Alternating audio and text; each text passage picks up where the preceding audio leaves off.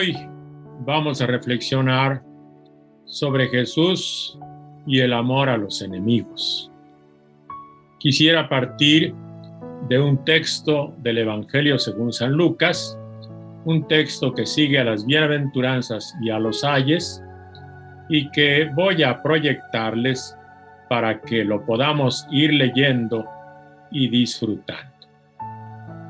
Dice San Lucas en el capítulo 6, versículos 27 en adelante. Pero yo digo a ustedes, los que me escuchan, amen a sus enemigos, hagan bien a los que los odian, bendigan a los que los maldigan, rueguen por los que los difamen. Al que te hiera en una mejilla, preséntale también la otra. Al que te quite el manto, no le niegues la túnica. A todo el que te pida, da, y al que te quite lo tuyo, no se lo reclames. Y lo que quieran que les hagan los hombres, háganselo ustedes igualmente. Si aman a los que los aman, ¿qué mérito tienen? Pues también los pecadores aman a los que les aman. Si hacen bien a los que se los hacen a ustedes, ¿qué mérito tienen? También los pecadores hacen otro tanto. Si prestan a aquellos de quienes esperan recibir, ¿qué mérito tienen? También los pecadores prestan a los pecadores para recibir lo correspondiente. Más bien, amen a sus enemigos, hagan el bien y presten sin esperar nada a cambio. Y la recompensa de ustedes será grande. Y serán hijos del Altísimo, porque Él es bueno con los ingratos y los malvados. Sean compasivos como su Padre es compasivo. No juzguen y no serán juzgados. No condenen y no serán condenados. Perdonen y serán perdonados. Den y se les dará. Una medida buena, apretada, remecida, rebosante pondrán en su delantal. Porque con la medida que ustedes midan, serán medidos ustedes. Esto es lo que nos enseña Jesús en el Evangelio según San Lucas sobre el amor a los enemigos. ¿Cómo no creer en Jesús cuando escuchamos una enseñanza semejante? ¿Cómo no adorar a Dios, a ese Dios que nos dio este Evangelio por medio de Jesús? El Evangelio de Jesús, sin embargo, se vive en la historia humana, una historia llena de conflictos, una historia donde Jesús encontró enemigos y también nosotros, una historia en la que Jesús nos enseñó a amar a los enemigos. Por eso, esta reflexión lleva como título Jesús, los enemigos y el amor fraterno. Está tomado el texto que leímos del Evangelio según San Lucas y se le llama el Sermón de la Llanura, que es lo que corresponde en San Lucas al Sermón del Monte en Mateo. O sea, que lo que le acabamos de leer es lo que Mateo llamaría el Sermón del Monte. Aparece después de las bienaventuranzas y de los ayes, porque San Lucas dice, ¡ay de ustedes! Y después del texto que leímos, que es el corazón del Sermón del Monte, según Lucas, de la llanura, según Lucas, del monte, según San Mateo, después siguen unas parábolas. ¿A quiénes se dirige Jesús? Jesús dirige su discurso a los que me escuchan, es decir, a los discípulos, a los que había dirigido precisamente las bienaventuranzas y los ayes. Los discípulos, pues, son los pobres, los que tienen hambre, los que lloran, los perseguidos. Ellos son los destinatarios de este discurso del Evangelio según Lucas. Es un discurso pronunciado y recogido en el Evangelio en una situación muy delicada de la comunidad cristiana. El Evangelio según San Lucas se escribe unos 10 años después de la destrucción de Jerusalén, máximo 20 años. Están frescos los acontecimientos. Los discípulos cristianos entonces enfrentan algunos desafíos importantes. Por ejemplo, ¿cómo tratar al conquistador y al opresor romano? ¿Cómo tratar al judío discriminador? ¿Cómo tratar al pagano que menospreciaba a los cristianos porque eran diferentes? En pocas palabras, entre esos romanos, aquellos judíos y los paganos, se encargaban pues de hacer sufrir a los discípulos. Efectivamente, los ayes que vienen después de las bienaventuranzas son: ay de ustedes los ricos, ay de ustedes los que ríen, ay de ustedes los que están hartos, ay de ustedes los perseguidos. Esos podían ser precisamente los que hacían sufrir a los discípulos, a quienes los discípulos entendían que eran sus enemigos. Para ayudarnos a comprender esta situación, es importante tener en cuenta algo que los antropólogos nos dicen sobre la manera como se presentaban las relaciones sociales en aquella época y en especial las relaciones de reciprocidad. Había una reciprocidad entre los familiares, los parientes, los amigos y los colegas. Esas relaciones de reciprocidad se caracterizaban por ser relaciones y una reciprocidad generosa, hasta de gratuidad, pero con familia, parientes, amigos, colegas. Había también otras relaciones de reciprocidad que pues eran las que prevalecían en el mundo del comercio, con personas conocidas, no necesariamente de parentesco. Y ahí prevalecía la relación del te doy para que me des. Yo te doy y tú me correspondes. Yo te doy esta mercancía, tú me la pagas. Y finalmente había otras relaciones de reciprocidad muy distintas, que eran las que se tenían con los extranjeros, los enemigos y los desconocidos. Allí son relaciones pues de tono muy negativo. Se buscaba hacerles difícil la vida. Vamos a ver, por ejemplo, en Génesis 4:23, una relación con quien me hizo un daño. Dijo Lamec a sus mujeres: oíd mi voz, escuchen mi palabra.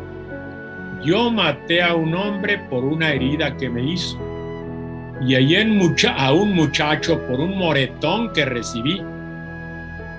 Caín será vengado 7 veces, pero Lamec lo será 77 veces. Entonces, a quien me produce una herida o un moretón, o efectivamente toma una venganza contra mí, la respuesta es de un odio y de total venganza. Bueno, pues vamos a ver qué cosa es lo que enseña la comunidad de San Lucas a aquellos discípulos que preguntaban cómo tratar a los enemigos. La respuesta está en los versículos 27 a 38 del capítulo 6. 12 versículos llenos de evangelio, nutridos del espíritu del evangelio. Vamos a comenzar leyendo nuevamente el texto en su primera parte, allí donde se identifica claramente a los enemigos. Vamos a proyectar ahora ese texto. Lo vamos a compartir. Espero que se proyecte. Eso, muy bien, ahí está. Vamos a leer desde los versículos 27 a 31, donde se identifica a los enemigos. Pero yo digo a ustedes, los que me escuchan, Amen a sus enemigos, hagan bien a los que los odian, bendigan a los que los maldigan, rueguen por los que los difamen. Al que te hiera en una mejilla, preséntale también la otra, y al que te quite el manto, no le niegues la túnica. A todo el que te pida, da, y al que te quite lo tuyo, no se lo reclames. Y lo que quieren que les hagan los hombres, háganselo ustedes igualmente.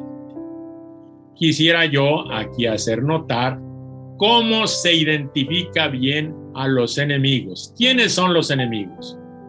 Los que odian a los discípulos, los que los maldicen, los que los difaman. ¿Quiénes son los enemigos? El que te hiere en una mejilla, el que te quita el manto, el que te pide, el que te quita lo tuyo. Efectivamente, esos son los enemigos. Bien identificados, bien identificados. Entonces, nosotros tenemos que decir que el Evangelio, Jesús, el evangelista, se presentan con mucho realismo que los discípulos de Jesús tienen enemigos que les perjudican, que les hacen daño, que los hieren, que los roban, que los lastiman. Son los que se oponen al grupo de discípulos y en el fondo son los causantes de que los discípulos estén en la situación que los retrata las bienaventuranzas. Por eso, por esa gente, los discípulos son pobres. Por eso, los discípulos tienen hambre. Por eso, los discípulos lloran. Y por eso, los discípulos son perseguidos. Bueno, ¿y qué hacer con los enemigos? ¿Qué nos enseña Jesús? ¿Qué dice el Evangelio? En la cultura del ambiente, frente a los enemigos, la respuesta es la venganza. Hay que eliminar al enemigo. Como bien dice la Mec, al que me pone una herida, lo voy a matar, claramente. Al que me produce un moretón, efectivamente, le voy a eliminar, ¿sí? Le voy a eliminar.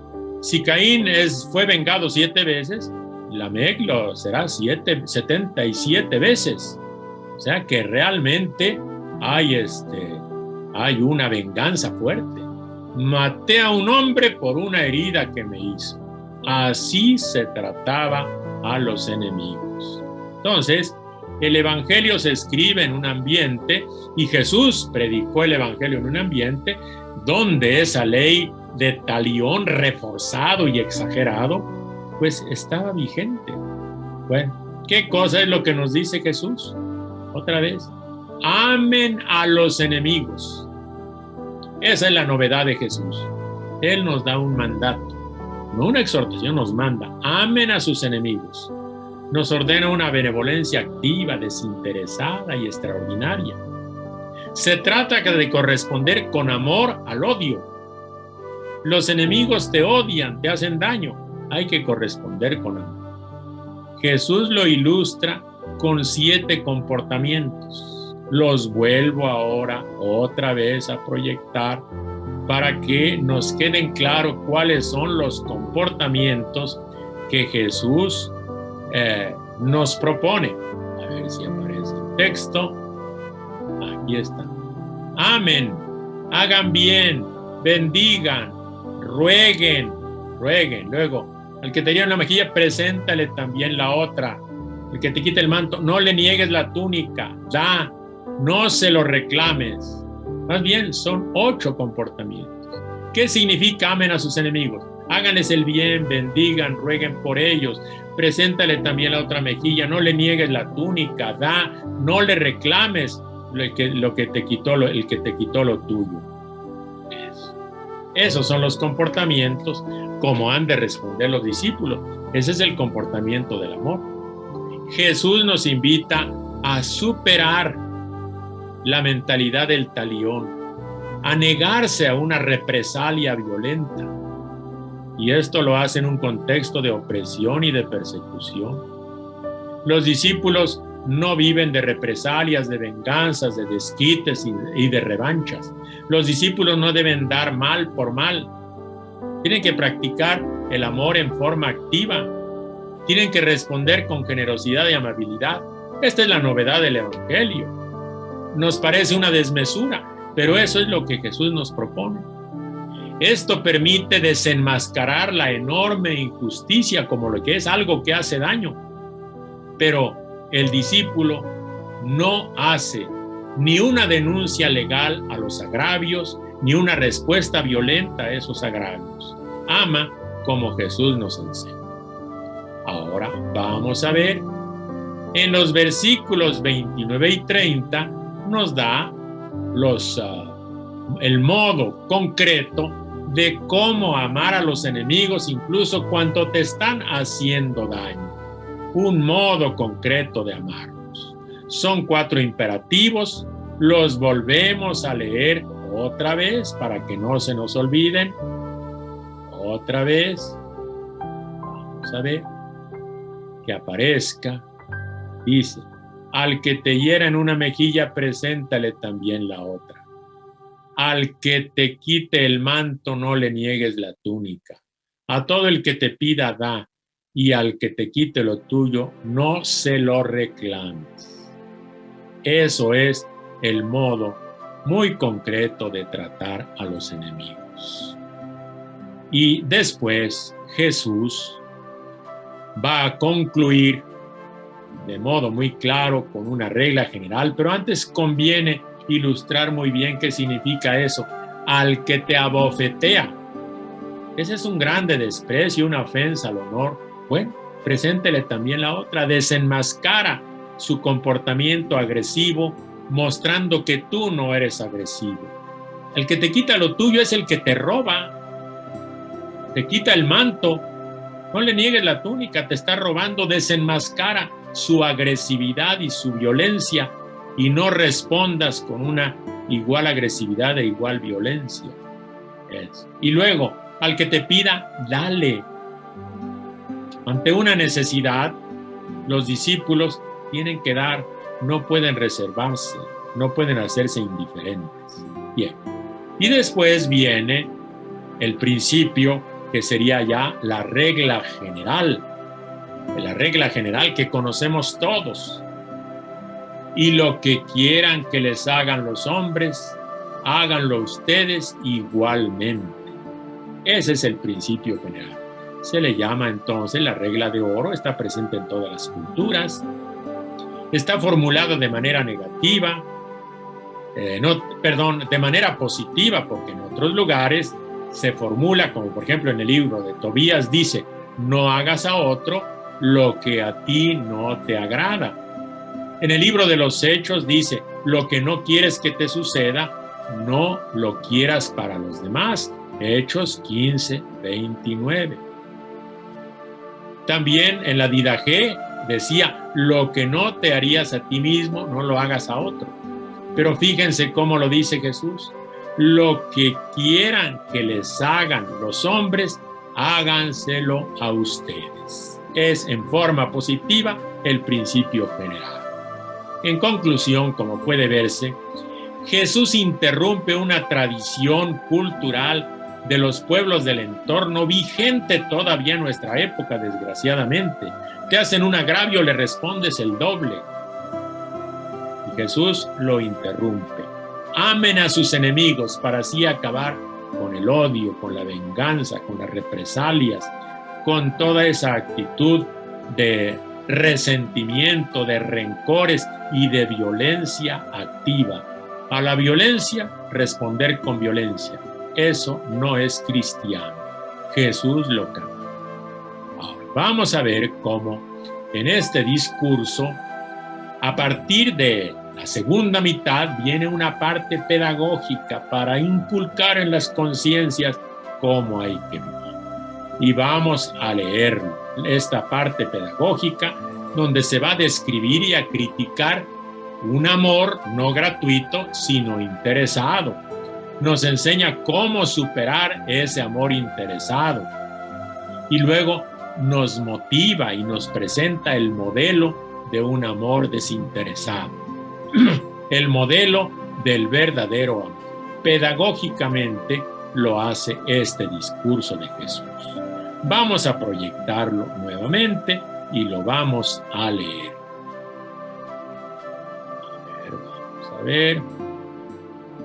Bien, espero que esté bien. Vamos a ver. Versículo 32 en adelante.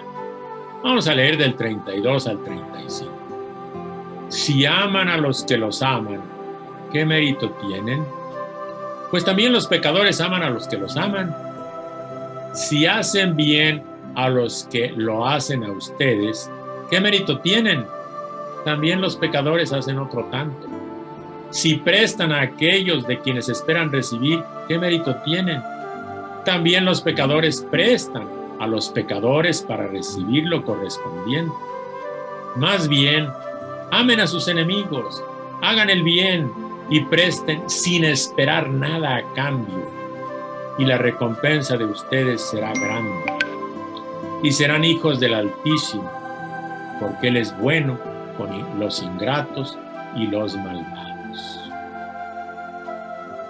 Hasta aquí esta parte pedagógica, donde primero se describe y se critica una forma de amor, pero no es un amor gratuito, es un amor interesado, que coincide con aquellas formas de reciprocidad interesada y calculadora, de aquello de te doy para que me des, como en el mundo comercial. Te doy para que me des, los romanos decían do ut des, es lo propio del ambiente comercial. Para Jesús eso no es cristiano. Poner el comercio en las relaciones humanas no es cristiano. Es comercializar la generosidad, es comercializar el amor, es una prostitución. Tiene apariencia de generosidad, tiene apariencia de amor, pero eso hay que superar. Entonces, Jesús primero describe con toda claridad cómo es ese tipo de amor interesado. Si ustedes aman a los que les aman, si hacen el bien a los que se lo hacen a ustedes, si prestan a aquellos de quienes esperan recibir, bien descrito, bien descrito. El amor interesado, a cambio, relación comercial. Y luego Jesús comienza a criticar. ¿Qué mérito tiene? ¿Qué mérito tiene? Eso mismo lo hacen los pecadores con otros pecadores.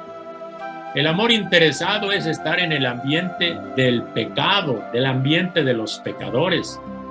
Eso no tiene ninguna gracia, ningún mérito, ningún beneficio. No nos hace crecer en humanidad. Son relaciones comerciales. Bueno, hay que superar precisamente esa forma de amor interesado. ¿Y cómo superar ese amor interesado? Pues precisamente Jesús da la respuesta y vuelvo a repetirla de forma clara. ¿Cómo nos proponen? Amen a sus enemigos, hagan el bien y presten sin esperar nada a cambio. Así se supera, con el amor sin interés. Hay que tratar incluso a los enemigos como se puede tratar a la familia, a los parientes o a los amigos. Tratar con esa generosidad y esa gratuidad a los enemigos es realmente una propuesta ética superior. El amor a sí mismo no puede ser la pauta suprema de conducta. Yo amo porque me aman. Ah, qué bien. ¿Qué mérito tiene? En ese nivel se comportan los pecadores. Jesús contradice esa actitud interesada, que es meramente comercial. Nos propone una ética superior, que es lo que se espera del discípulo. Y este es un estándar de conducta, pues muy a contracorriente de lo que estaba presente en esa cultura, en el pasado, hoy y también en nuestros ambientes, la cultura de la venganza o la cultura del interés, la cultura comercial. Jesús nos invita a entrar a contracorriente. Pero qué interesante Jesús nos habla de un amor generoso, no interesado, pero inmediatamente Jesús nos habla de una recompensa. Pero la recompensa no la dan los demás, es la recompensa que va a dar Dios. Al desinteresado, al que ama con generosidad y gratuidad, Dios le hace una promesa. Al que cumple la voluntad de Dios manifestada por Jesús, Dios le va a dar la recompensa. Y dice, su recompensa será grande. Uno dice, bueno, ¿cuál será esa recompensa grande? Y lo dice bien claro, serán hijos del Altísimo, porque Él es bueno con los ingratos y los malvados. Amar a los enemigos nos hace hijos del Altísimo. Esa es la promesa de llegar a ser hijos de Dios. Es una expresión tomada de los Salmos. Jesús es el Hijo del Altísimo, según el Evangelio de San Lucas, capítulo 1, versículo 32. Pues vamos a ser como Jesús, hijos del Altísimo. Y esa condición de hijos de Dios es precisamente el motor de la conducta de los discípulos. Habrán de conducirse como hijos de Dios. Es una motivación realmente teológica, diríamos teologal. ¿Por qué podemos esperar y confiar en la recompensa de Dios?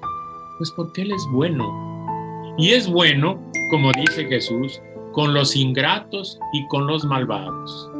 Precisamente la bondad de Dios se manifiesta con aquellos que por definición no recompensan.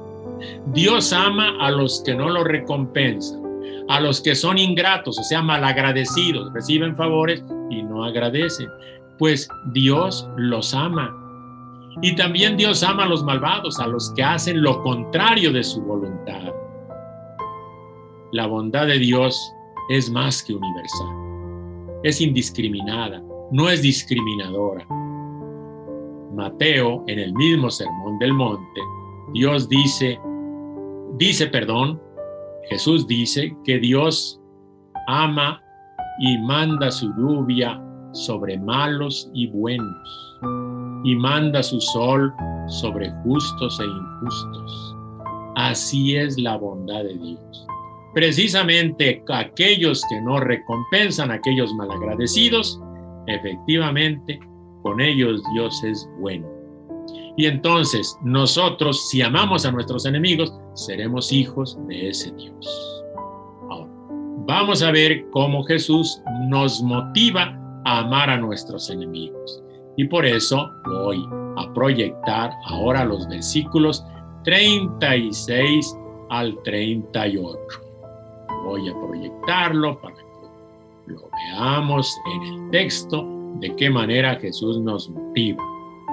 Dice, la parte final, sean compasivos como su Padre es compasivo. No juzguen y no serán juzgados. No condenen y no serán condenados. Perdonen y serán perdonados. Den y se les dará. Una medida buena, apretada, remecida, rebosante, pondrán en su delantal. Porque con la medida con que ustedes midan, serán medidos ustedes.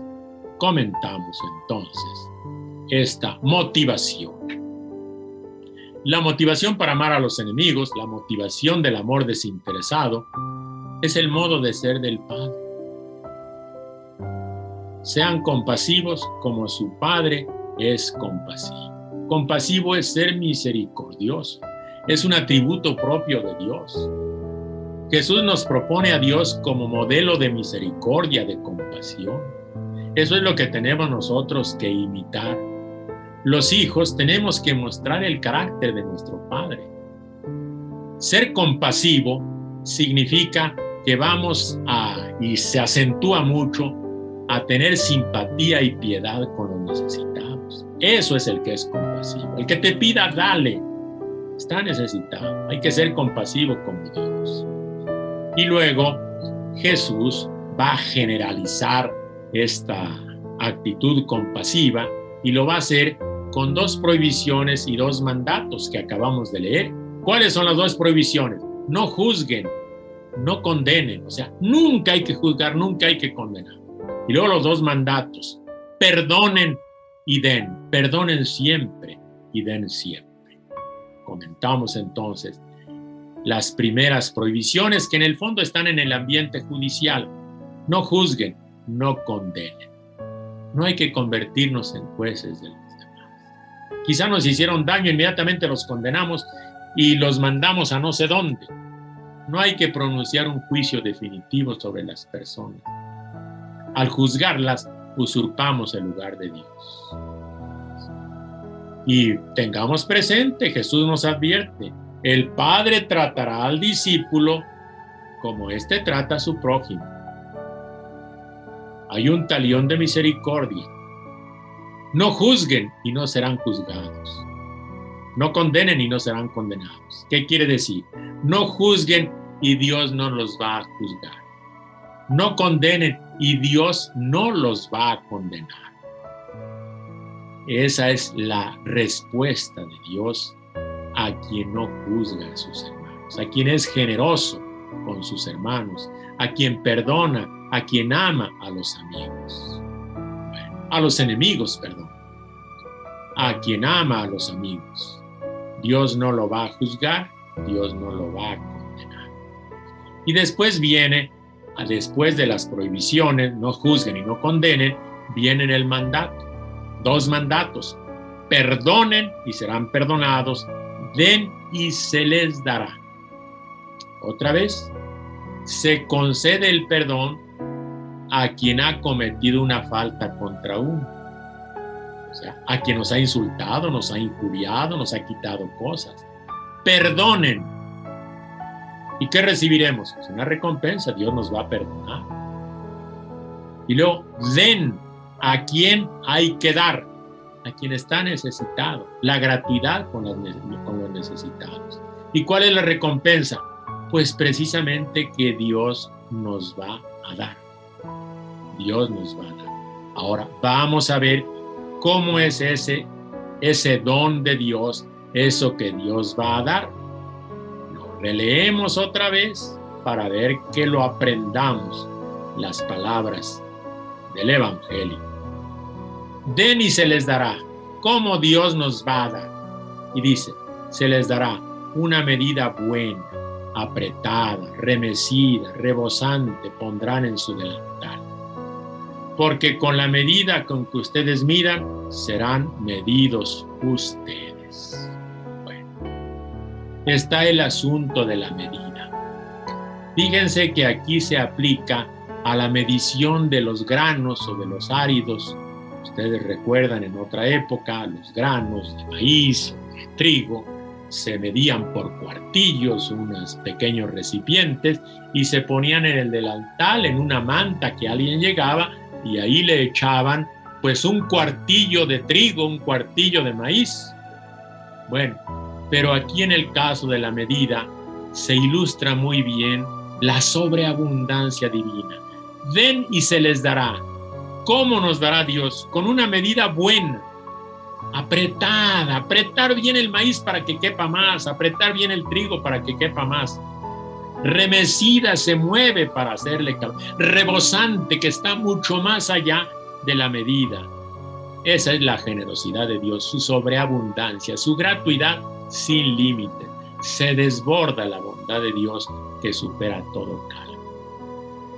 Pero luego en la parte final, cuando dice, porque con la medida con que ustedes midan, serán medidos ustedes, otra vez se nos pone en la actitud del realismo.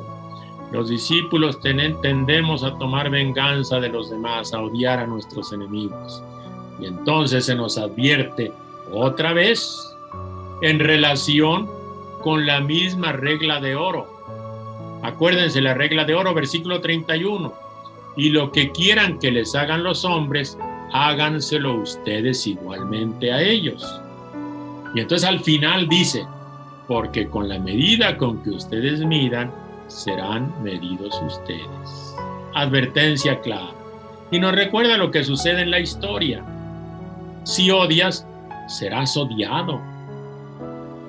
Si eres vengativo, te cobrarán la venganza. Pero al revés, si tú perdonas, vas a ser perdonado. Si tú amas, vas a ser amado. Si tú das, Dios te dará una medida buena, abundante. Jesús nos enseña que el hombre mismo se fabrica la medida con la que él será recompensado. Bueno, pues hasta aquí el comentario a este bello texto del Sermón de la Llanura que corresponde al Sermón del Monte de San Mateo. ¿Qué podemos concluir? Pues que por experiencia sabemos que los cristianos tenemos enemigos en esta vida. Pero Jesús nos enseña qué hacer con los enemigos.